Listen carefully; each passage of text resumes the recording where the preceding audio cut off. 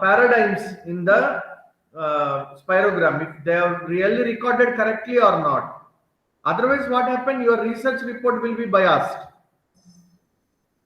Okay, right. Next one is dynamometer.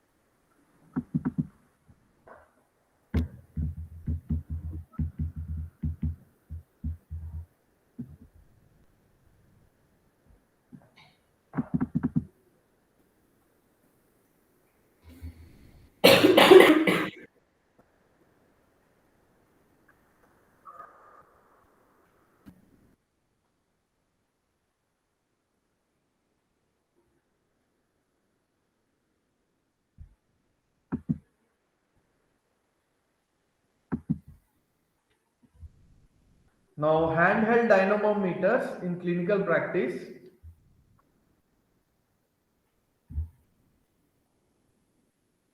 Am I audible, Dr. Hina? Okay. Yes, sir.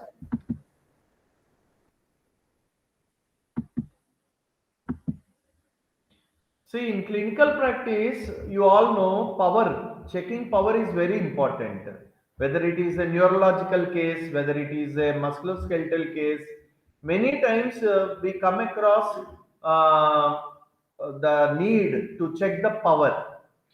So the most commonly worldwide accepted power checking is MMT, manual muscle testing.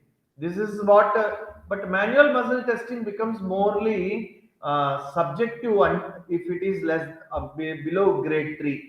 Grade 3, sorry, above grade 3 it becomes subjective because the resistance grade 4 is half the maximal resistance and grade 5 is maximal resistance. Suppose a female is checking, if a female therapist is checking, her maximal resistance will be quite different from a male checking grade 5.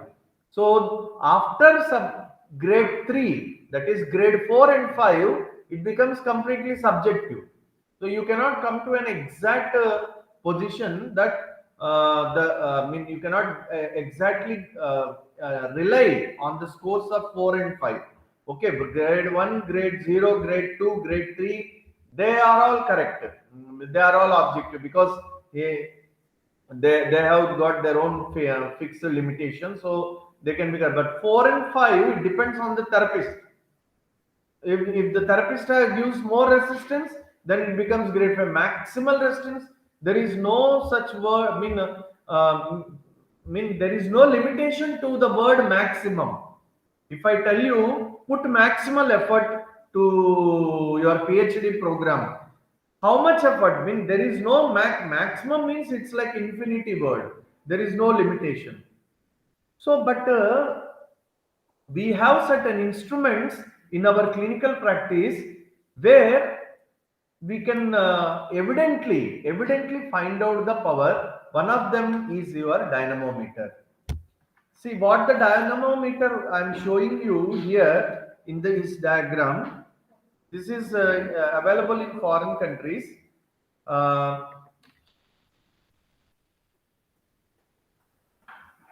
so, for example, when you are testing someone with a spinal cord injury, they may have strength deficit that can limit their functional ability to perform activities of daily living.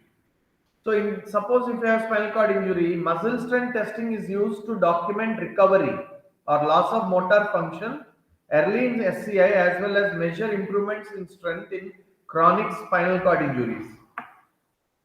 These measures are also used in research purposes to determine the effectiveness of the clinical trial. See the dynamometers used here. let's look at some examples of when muscle testing should be used in case of a patient chronic spinal cord injury. For example, upper limb muscles must be strong enough to support the body for pressure relief and transfer techniques. Wrist muscle strength has been related to the motor components of the functional independent measure FIM and self-care reports. See, FIM we will talk about in the scales when we next class when we talk about the scales. Then I will tell you a very important point on FIM. You will feel very interesting. Maybe you know the point, but I want to give you some clue on that. And therefore, wrist strength is important for functioning of the day-to-day life. There are several methods available for muscle testing, including, as I told you, manual muscle testing and dynamometry. We will look at handheld dynamometer specifically to discuss the reliability of this disease when used in clinical practice. So this is how your dynamometer looks like. When examining muscle strength using handheld dynamometers, we must consider the ability of our patient to hold the standard position for testing and modifying accordingly.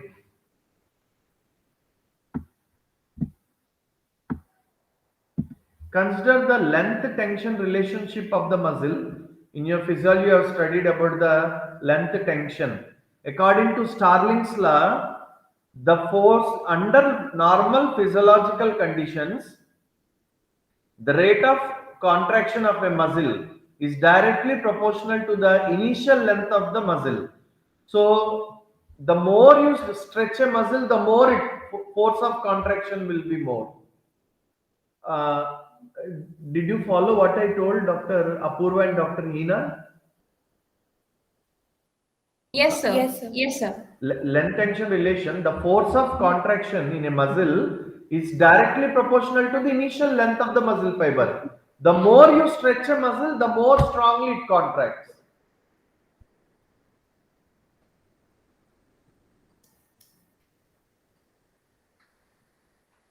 So when you are checking a dynamometer, by dynamometer, this point you have to understand.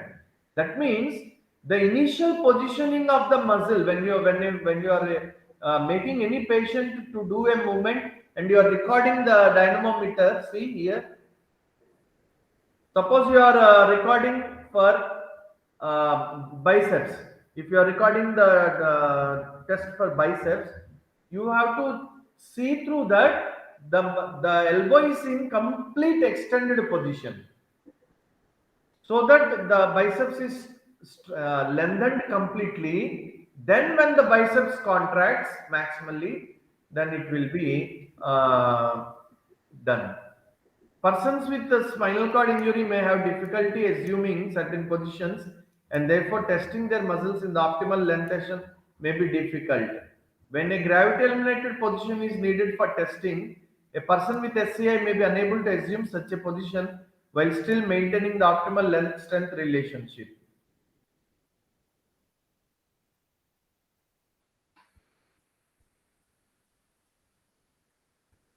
When shoulder abduction strength is tested in the supine gravity eliminated position, the person needs to maintain the shoulder in neutral position, but then may not have sufficient shoulder rotation strength for the shoulder abduction testing. In this case, modifications has to be made and noted for limb stabilization. When performing MMT or using a handheld dynamometer, we commonly use two types of tests. They are defined as make and break. I know. I think do I need to explain make and break, or are you understanding these two words? Dr. Hina, Sir, and we Dr. understand. Apurva. We understand this. You understand, right? Yes, sir. We can proceed. Okay. So for the make test, the examiner applies resistance, and for break test, he breaks the resistance. Researchers have shown that handheld dynamometers are superior in providing reliable results with both single testers and multiple testers over the course of multiple tests. multiple tests. Put simply, when performing handheld dynamometer strength testing, the results are trustworthy whether a patient is being tested by one practitioner or varied professionals. Stop sharing.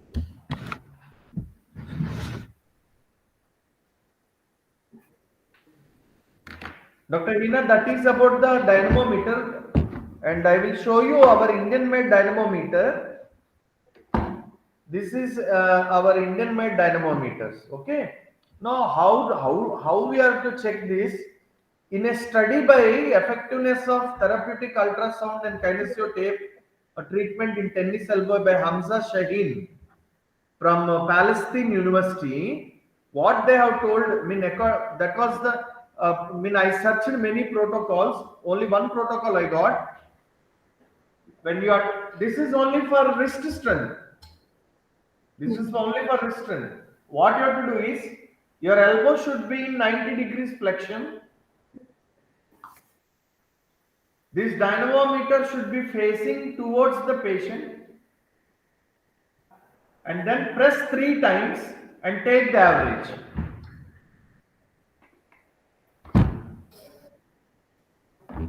Hello? Yes, Understood? sir. You have to press Yes, 3 yes. times and take the average. I didn't get any other protocols.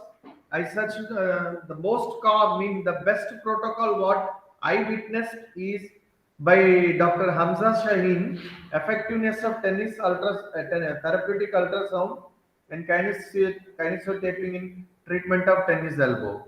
So what she told is to put elbow in 90 degrees flexion and press 3 times and take an average of 3. Okay, so that's about tennis elbow. Next, do you have patience to go for next topic, Sir, if you or wish, are we you can. tired? No, Huh? we can. We can, sir. Okay, then we will go for NCV today, Naru conduction velocities. Okay, sir.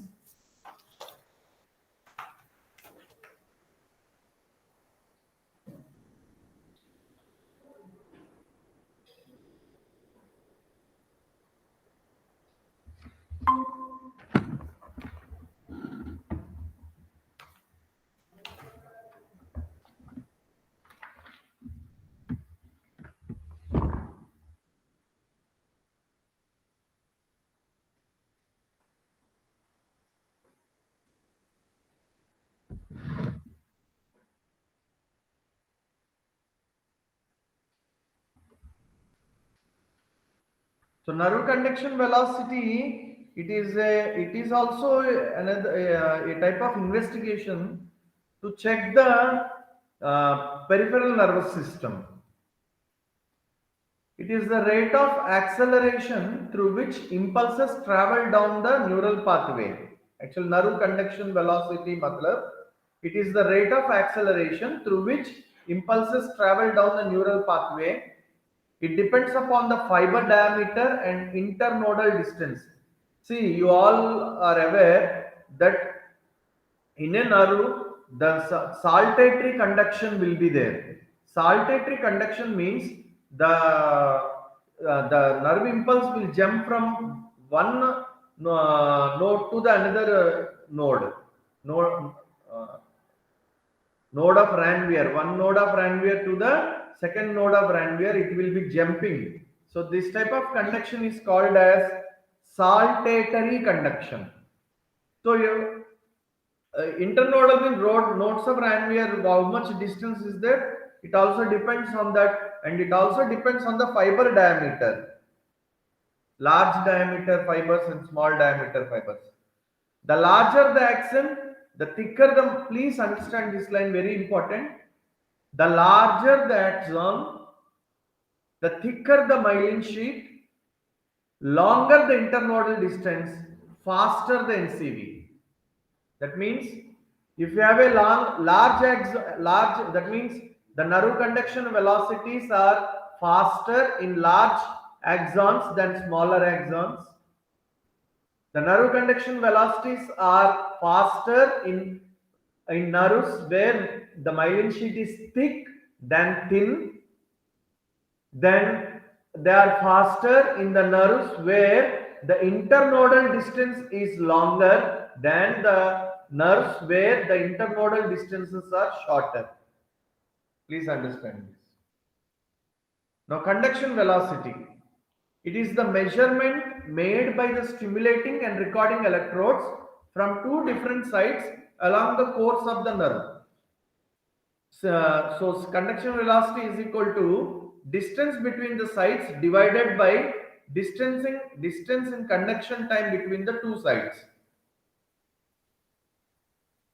Peripheral nerves are stimulated when a controlled electrical stimulus responses are recorded.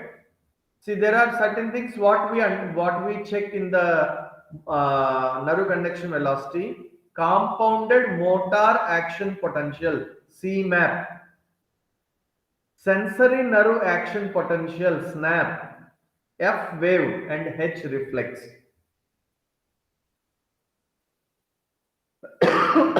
Procedure: active recording electrode is placed on the center of the muscle belly over the motor end plate.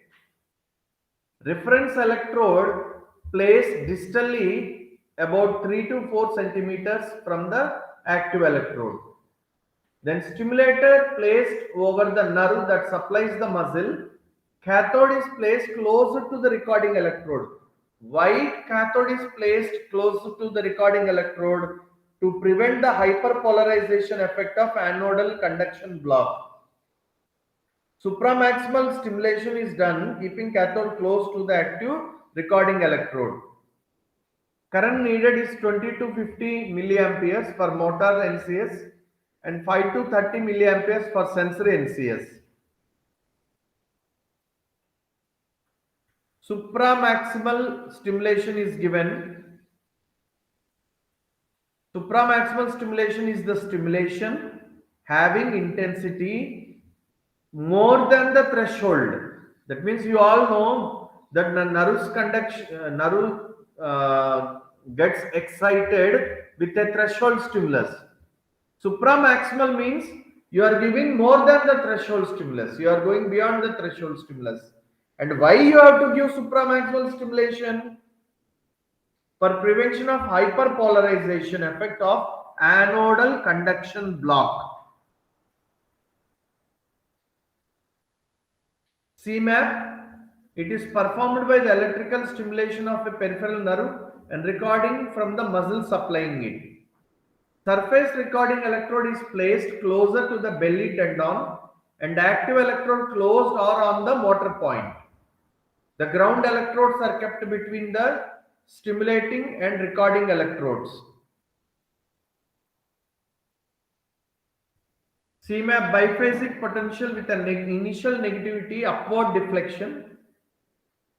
M response is seen for each stimulation site. Latency, amplitude, duration, and area of the CMAP are measured. See, 4 things we are going to measure: latency for motor nerve conduction studies, latency, amplitude, duration, and area. A motor conduction velocity may be calculated after the two sites of stimulation, one distal and one proximal. It is performed by electrical stimulation of a peripheral nerve recording from the muscle supplied by the nerve. Inference. Initial, see, I told you initially in CMAP, it should be a negative response. An initial positive deflection you can get, maybe inappropriate placement of electrodes or volume conduction from other muscles, anomalous innervations. That means same nerve supplying many other muscles. Or anomalous innervation matlab more than one nerve supplying the same muscle, one nerve fiber. Latency. It is the time from the stimulus to the initial negative deflection from baseline. Measured it in milliseconds. In CMAP, latency represents nerve conduction time, time delay across neuromuscular junction, depolarization time across the muscle. Now conduction velocity formula is distance divided by PL minus DL. PL is proximal latency, DL is distal latency. Distance is the distance between proximal stimulation site and distal stimulation site in millimeters. Upper limit should be more than 50 and lower limit more than 40 meters per second conduction velocity. Normal conduction velocity for motor nerves in upper limb it should be more than 50 and in lower limb it should be more than 40. Amplitude, it is measured from baseline to the negative peak. Reflect the number of muscle fibers that are depolarized. Low CMAP amplitude result from loss of axons or conduction block. If you get a very low number of the amplitude is very low, that means axons or axonatomesis has been occurred or any conduction block might have occurred. Duration measured from initial deflection to the baseline and then to final return. The rate is distance by time. Example for median nerve. ध्यान से देखिए, यहाँ I have given one example. Rate is equal to distance by time. Example for median nerve. Distance latency is 4 milliseconds. Proximal latency is 8 milliseconds. Measure is 20 centimeters between two sides. So conduction velocity will be 20 by 8 minus 4. Okay. So the total conduction velocity will be 50 milliseconds. It is performed by the sensory nerve conduction. It is performed by electrical stimulation of a peripheral nerve and recording from the sensory portion of the nerve. It is measured in two ways, arthrodromically and antidromically. Arthrodromic conduction, distal nerve is stimulated and nerve potential is recorded at the proximal nerve. Arthrodromic, the distal nerve is stimulated and the recording is done at the proximal nerve. In antidromic, proximal nerve is stimulated and nerve action potential is recorded distally. Measurement same. We measure onset latency, duration, amplitude and NCV. That's it. That's about nerve conduction velocity. I hope maybe I didn't made you understand, but hope I didn't confused you in anything. No, sir. No. It was nice.